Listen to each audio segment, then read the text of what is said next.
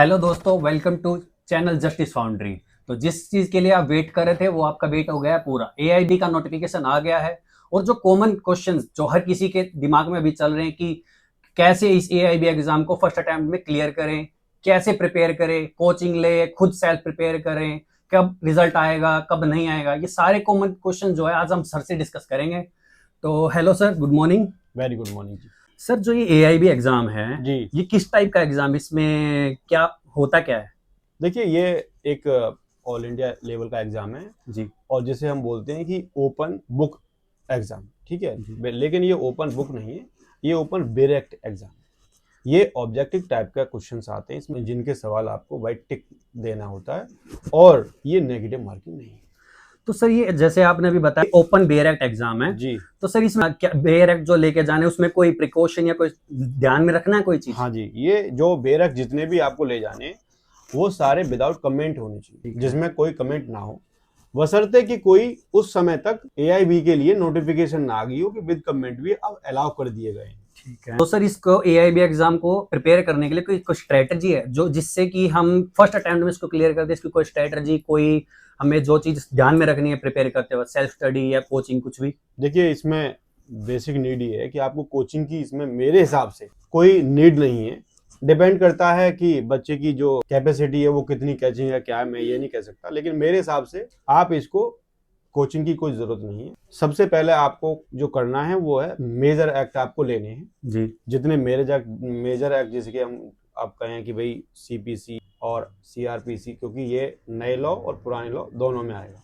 ठीक है। तो CPC, CrPC, BNSS, Indian evidence act, भारतीय साक्ष्य अधिनियम और जो नए और दोनों मिक्स करके कॉन्स्टिट्यूशन, ये आपको प्रिपेयर करने हैं। जैसे ये पार्ट आपका प्रिपेयर हो जाता है तो मैक्सिमम चीजें आपके आपके हाथ में होती हैं। और जब आप प्रिपेयर कर रहे हैं तो बेसिक ध्यान रखें कि आपको ये देखना है कि कौन सी जो डेफिनेशंस हैं, कौन सी लॉ को कहाँ डिफाइन किया गया है।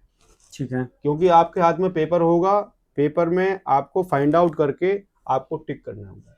ठीक है। तो सर, ये तो हो गई बात प्रिपेयर करने की। जी अब बात ये है कि प्रिपेयर कर लिया, एग्जाम दे आए, तो पासिंग मार्क्स है वो कितने हैं, कितने लेके आने हैं एक पर्सन को पास होने के लिए इसमें? बिल्कुल ठीक सवाल है।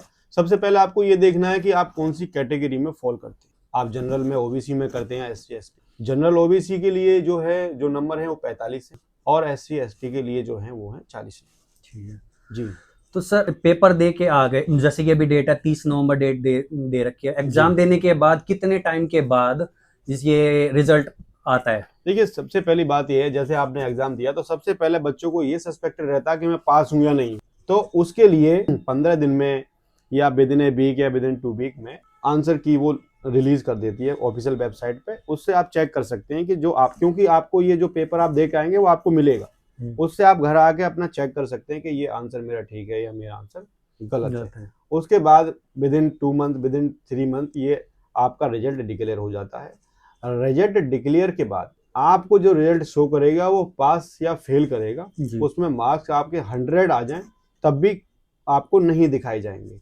ये बात अलग है कि अगर बाई आप चांस फेल हैं कोई स्टूडेंट तो रीचेकिंग का प्रोविजन है, लेकिन उसमें आपको शो नहीं करेंगे। तो सर, एक लास्ट और फाइनल क्वेश्चन है जो जानना है मेरे को कि एग्जाम दिया, मैं फेल हो गया, तो मैं कितनी बार अटेम्प्ट दे सकता हूँ, और अगर फेल हो गया अटेम्प्ट दे भी सकता हूँ या नहीं दे सकता? ये भी एक क्वेश्चन है। डिपेंड करता है कि आप कौन सी बार फेल हो जी। ये आप फर्स्ट टाइम फेल हो रहे हैं, आप दे सकते हैं। आप जब एज ए एडवोकेट इनरोल हुए हैं, आपके पास जो आइडेंटिटी कार्ड है उस पर ही प्रोविजनल सर्टिफिकेट लिखा हुआ है इनरोलमेंट का, जी। तो वो 2 ईयर के लिए वैलिड है। तो अगर आप इनरोल एडवोकेट हैं तो आपको 2 ईयर में वो करना है, अदरवाइज वो सस्पेंड हो जाएगा।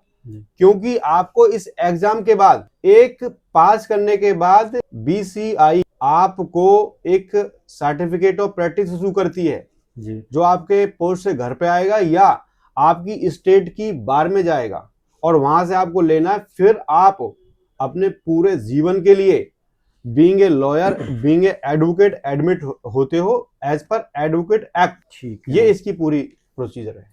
ठीक है सर, मेरे बस यही क्वेश्चन थे, लेकिन अगर कोई क्वेश्चन और जो क्वेरी होगी तो वो ओपनली कमेंट में पूछ लिया जाएगी। Thank you so much sir.